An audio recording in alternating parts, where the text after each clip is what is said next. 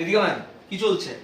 এই তো কাজকর্ম চলছে। ওকে, একটা র‍্যাপিড ফায়ার কোশ্চেন, সেটা হচ্ছে স্পোকেন ইংলিশ, মানে ভালো করে ইংলিশে কথা বলতে গেলে কি জানা দরকার? টেন্স ভালো করে জানতে হবে, কারণ সময়ের জ্ঞান যদি না থাকে তাহলে কি করে? ওকে, টেন্স ভালো করে জানতে হবে। আপনি ভালো টেন্স জানেন? মোটামুটি। মোটামুটি জানেন। ভালো করে ইংলিশে কথা বলতে পারেন? পারে না।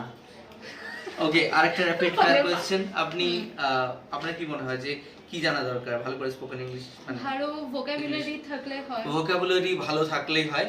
মূলত যদি বাংলার কথা বলি, বাংলা শব্দ ভান্ডার কতটা শব্দ আপনি জানেন? অনেকটাই। অনেকটাই। ধরেন ডে টু ডে লাইফে বা যে কোনো কিছু করে নিজেকে প্রকাশ করার জন্য কত শব্দ ব্যবহার হয়? খুব হার্ডলি খুব বেশি হলে 500 500 থেকে 1000 শব্দ, যেগুলো রিপিটেডলি ইউজ করে পুরো নিজের মনের ভাবকে প্রকাশ করা যায়।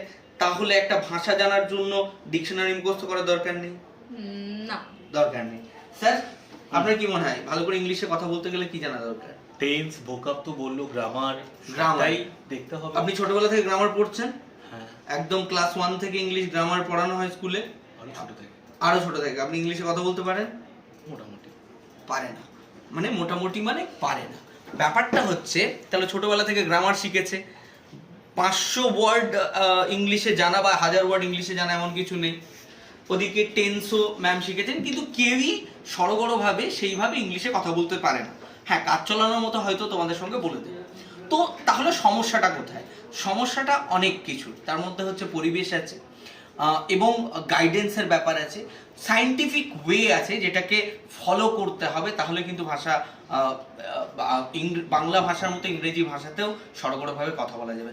এবং এই যে সায়েন্টিফিক মেথড অ্যান্ড কোন কোন কিভাবে কোন প্রসেস ফলো করলে খুব সহজে ইংরেজিতে সড়গড়ভাবে কথা বলা যায়, সেটা কিন্তু স্পোকেন ইংলিশ 3.0 ব্যাচে করানো হবে। সেই ব্যাচটা অলরেডি চলে এসেছে। যারা পারচেস করতে চাও, এই যে শর্টসের পরে একটা স্ক্রিনে দেওয়া নাম্বার আসবে অ্যাডমিশনে, সেখানে ফোন করে অবশ্যই Y465 কোড দিয়ে অ্যাডমিশন নিয়ে নেওয়া।